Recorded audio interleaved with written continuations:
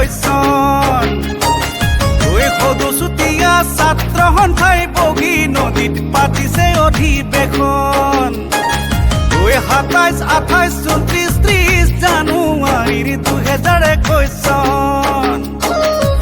সদুচুতীয়া ছাত্ৰ সন্থাই বগী নদীত পাতিছে অধিৱেশন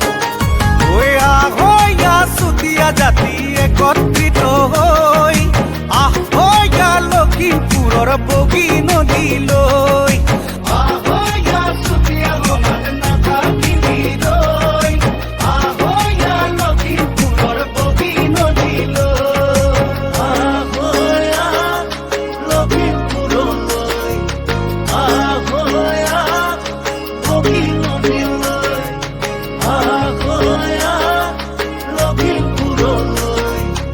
আহয়া বগী নদীলৈ